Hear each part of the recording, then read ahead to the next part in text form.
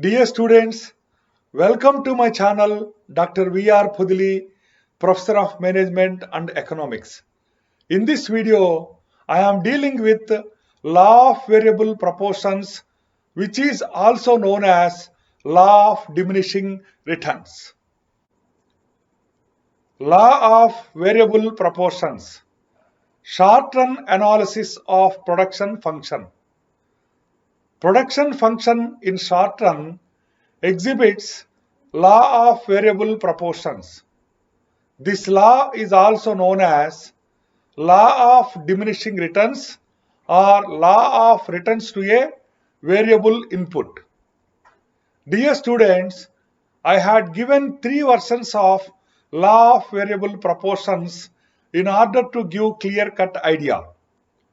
The first version is, if we go on using more and more units of variable factor, that is labor, with the fixed factor capital, the total output initially increases at an increasing rate, but beyond a certain point, it increases at a diminishing rate and finally it falls.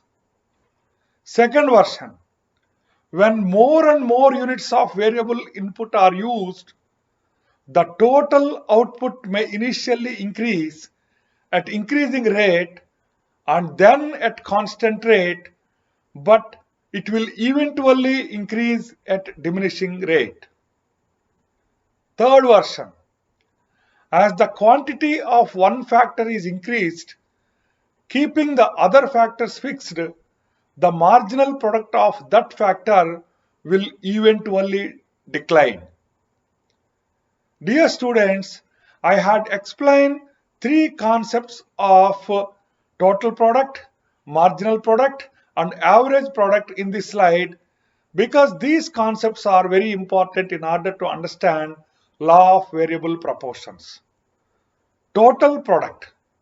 Total product is the total amount of output resulting from the use of different quantities of variable and fixed inputs. Marginal product. Marginal product is defined as the change in the total product to the per unit change in variable input.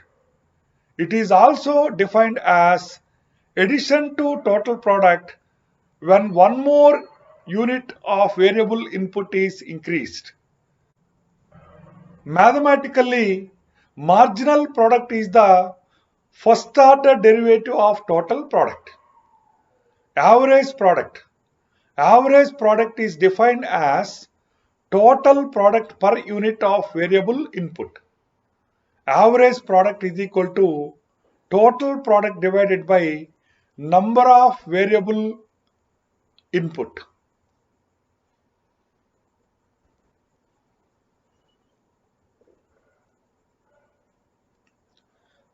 Assumptions of law of variable proportions. Law of variable proportions based on different assumptions. Important assumptions include 1.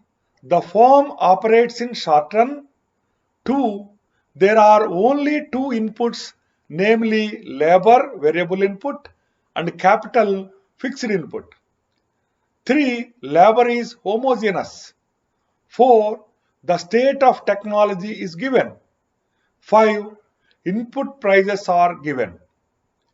I had explained law of variable proportions with the help of the table. Here in the table, there are 5 columns.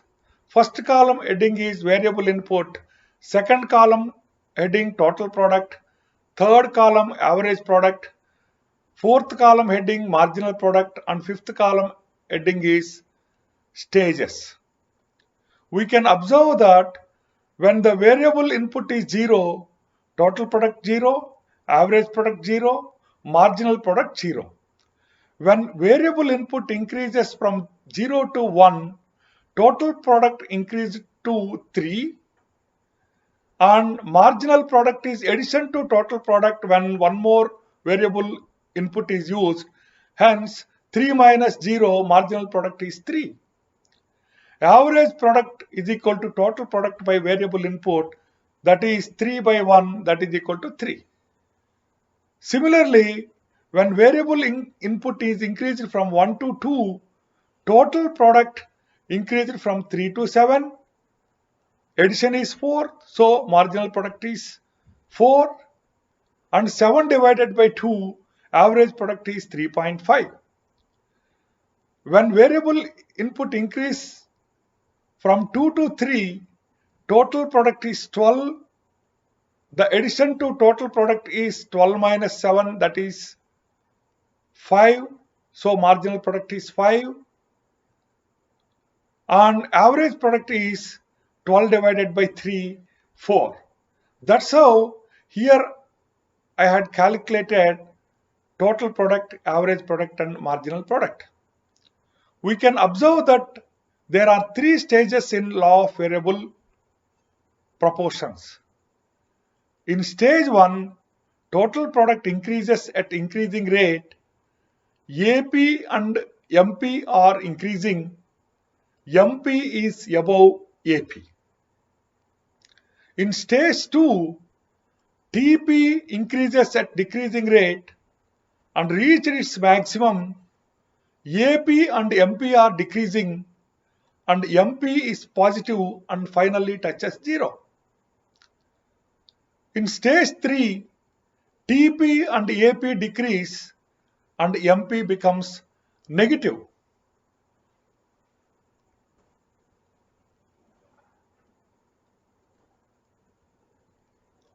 Short-run production function can be divided into 3 distinct stages of production as you had seen in the previous slide. Stage 1 starts from 0 units of variable input to the level where AP is maximum. Stage 2 follows stage 1 and then proceeds to where MP becomes 0. Stage 3 continues from that point. We can better understand law of variable proportions with the help of the diagram. In this diagram, you can observe I had taken amount of variable factor on x-axis, output on y-axis. You can observe total product curve, the bigger one, average product curve shown as AP, and marginal product curve shown as MP. We can observe that stage 1 is in between 0 origin point and n on the x-axis. We can observe that in this stage or in this phase, total product curve is increasing at increasing rate. Average product curve reaches maximum while increasing. Marginal product curve also increased and starts declining, and AP curve lies below MP curve. We can observe that in stage 2, total product curve is increasing, but it is increasing at a diminishing rate and reaches its maximum.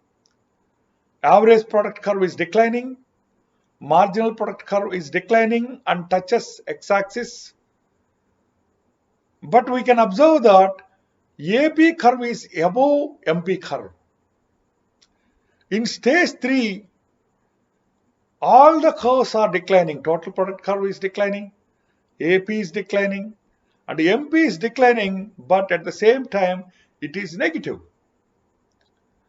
That's how law of variable proportions operates.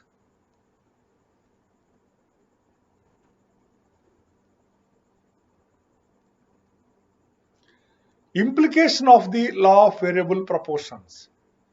No rational firm or company choose to operate in stage 1 or stage 3.